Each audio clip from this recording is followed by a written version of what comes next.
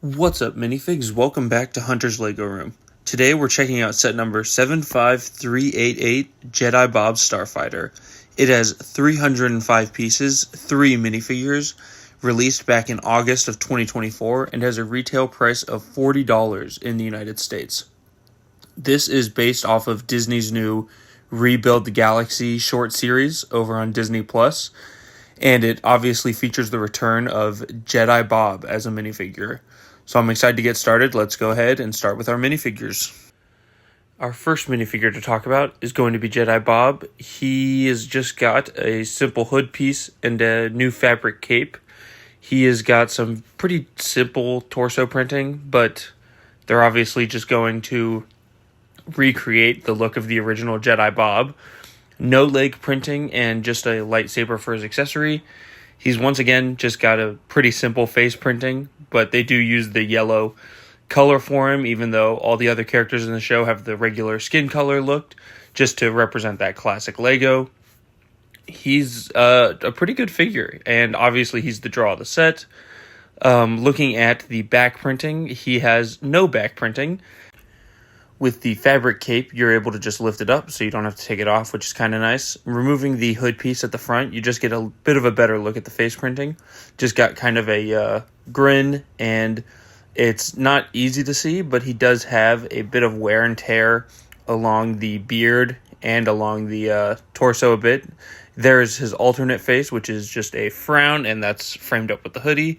Now we can go ahead and compare him to the original Jedi Bob. The new one is on the left and the old one is on the right. You can tell that they have definitely changed a lot just in terms of Lego's colors. The torso printing of gray, the brown, all throughout the hood, cape, and pants, they're all pretty different. As well as the lightsaber hilt and the lightsaber blade. Everything is different, but you can still tell that this is the same minifigure. This is the same guy. In terms of design, the only difference is that the new Jedi Bob has some wear along his face printing, and right there on the torso in the middle, you can see that the gray kind of goes into the lighter colors, whereas on the old one, it's all very uniform. But it looks pretty good, and I think they did a good job recreating Jedi Bob in modern standards. Our second minifigure is the Akbar Trooper. And if you haven't watched Rebuild the Galaxy yet, it's on Disney Plus. It's a fun little watch, but this character's not like super major or anything, but I think it's kind of funny that they gave it to us. He's just got the standard clone armor they've been using for, I believe it's Phase 1 clone troopers. Please correct me if I'm wrong. It might be Phase 2 troopers. And he just uses the standard Mon Calamari head, which I believe this is the last one they've used for Akbar. But overall, it's a pretty decent figure.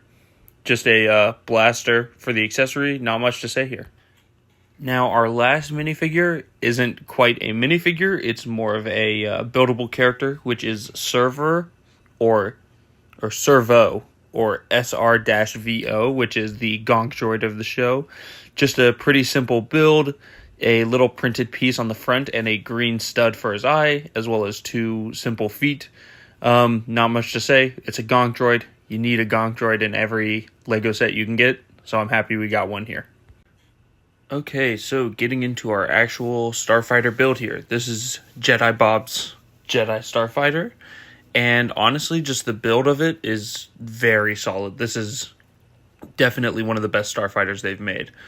Looking at it here front to back, right here underneath the front point, you have these 2 really large engines using the ski pieces as a kind of decoration in the front. You can see there's 2 thrusters right behind it with the trans yellow pieces to symbolize that. You have 1 landing strip piece here in the front that can just kind of fold up into the Starfighter. You have a clip on either side of this middle strip just for the lightsaber to be held, which you guys know I love, and you can put it in like that, or you could put the blade in the other clip. Doesn't really matter. Underneath each wing, you have a spring-loaded shooter, which kind of goes with each of these blasters on the side, which I think are a pretty nice design.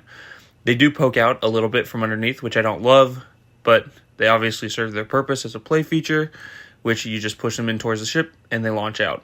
1 on either side. Pretty good. Looking up here at the design of it again, I love the stripe going down both sides that comes to a point in the front. I think it just It looks really good. Here on each side, you have these 2 stickers, and when you're putting them on, definitely try to line them up pretty close to the middle of the pieces. I did one side pretty good and the other not so much. You have 3 more stickers along the middle of the ship, which I think all add a good amount of detail. There's not too many stickers, and I think they're all pretty good. You have a few more engines on the back, and you have this one piece underneath to act as your second landing gear. Now, there's not really a spot for your gonk droid like there would be for an astromech droid like R2. So this lifts up here, which would be where you'd put your droid.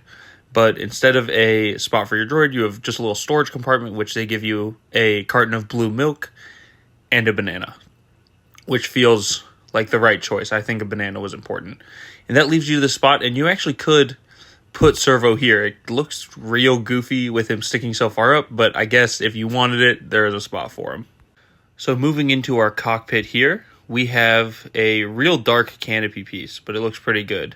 You have one printed control panel, a little headrest for Jedi Bob, and you have 2 studs down there for him. You do also have some holes that poke through to the bottom of the Starfighter, which annoys me, but it's not really a big detail at all. With the fabric cape on Jedi Bob, you don't have to worry about taking it off of him. You just got to kind of be careful as you tuck it in so it doesn't really bunch up too much.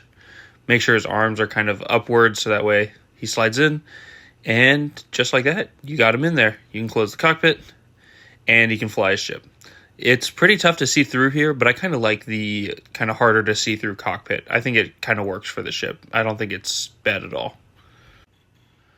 Okay, so this set has 305 pieces, 3 characters or minifigures, and a pretty solid Starfighter build. Now, Yoda's Starfighter from last year was $35, and Obi-Wan Kenobi's from 2 years ago was $30. And honestly, I don't think this set is quite worth $40. I did get this set as a birthday gift for a few weeks ago, and I was planning on passing it up because I have the original Jedi Bob, but I am happy I have it. I think it's pretty good.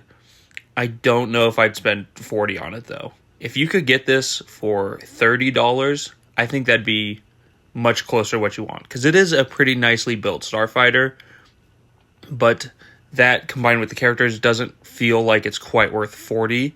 I know the big draw of this set is going to be Jedi Bob, and I'm sure he's a lot cheaper here than he is on like the secondary markets to get the original.